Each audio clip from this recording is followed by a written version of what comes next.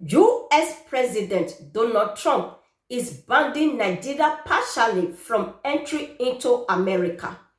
According to what President Donald Trump said, Nigeria is not among of the country that was banned totally from entry into America. That is, Nigeria is among of the country that is partially banned from entry into America.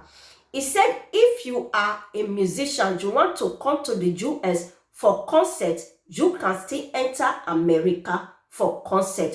And if you are a sports person, you want to come to the US for sport, you can still enter US. And if you are from Nigeria and you are citizen of US, you are not a citizen of United States of America, you can still enter the US. So because of this reason, that is why it did not ban Nigeria totally from entry into the US. That is why it put Nigeria as partially banned from entry into the US. And he still went further to say that why they did partially ban Nigeria from entry into the US is because of what some of the Nigeria people are doing. He says some people will come to the US, they will have 3 months visa, some of them 1 year visa.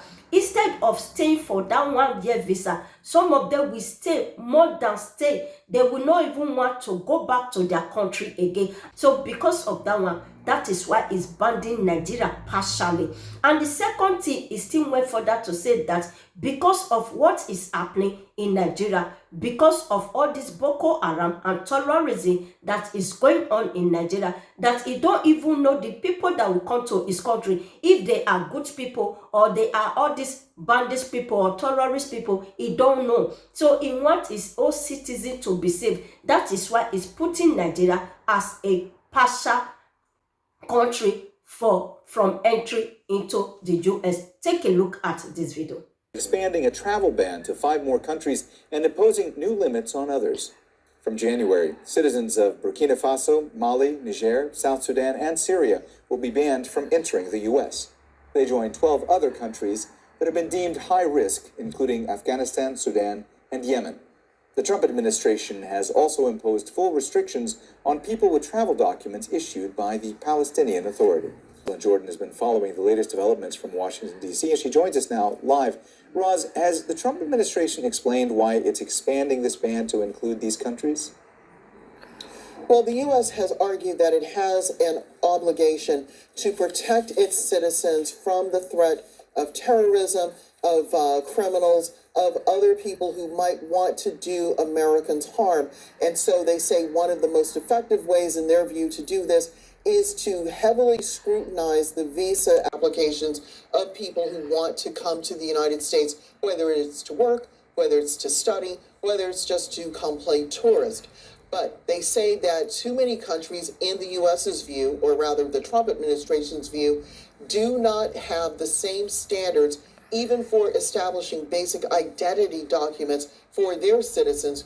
And that makes it difficult for U.S. consular officials to figure out who would be acceptable to come to the U.S., who should get a visa. And so essentially what the U.S. is doing is punishing these countries by not allowing their citizens to come to the U.S. at all, because if these countries, in the U.S.'s view, can't document who their own people are, why should the U.S. let these people come into their country? That's the basic argument. And Roz, as we mentioned before, Syria is on this list. It was just last month that you had the Syrian President Ahmed al-Sharaa visiting the White House. Donald Trump heaped praise on the president of Syria. Is the inclusion of Syria unusual, considering the new ties with Syria's new government? At first blush, it does look unusual, but if anything, it does show a level of consistency with the Trump administration in saying that because of the more than 12 years of civil war happening in Syria, basically all government institutions broke down, including the ability to issue birth documents, to issue travel documents, to establish a passport that can surpass international muster at border crossings around the world. And so the U.S. is saying that Syrian citizens, because they don't have documents that meet these standards, for the time being, cannot come to the United States. But it is worth pointing out that the U.S., not just in the case of Syria, but in the case of other countries as well, although it's not clear that this includes the Palestinian Authority, which is also affected by this new expansion on the travel restrictions.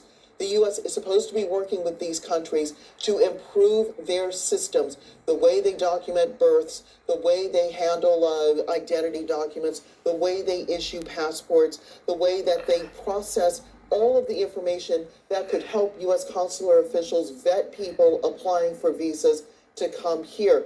There's no point, in the U.S.'s view, to ban countries' citizens from coming to the U.S. unless they're trying to help these countries do a better job of verifying who their own citizens are in the first place. Brothers and sisters, I do not blame all these presidents or all these European governors, this different country that is banning Nigeria from entry into their country.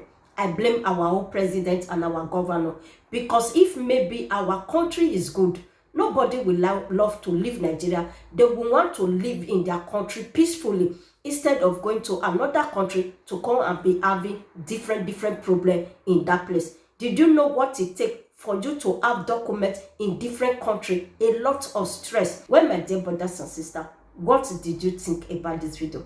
Anything you think, do not forget to leave it in the comment below, and not forget to give me thumbs up, and not forget to share this video, give your friends and family. If you have not subscribed, subscribe to this channel. As you do that, thank you and God bless you, and I will see you in my next video.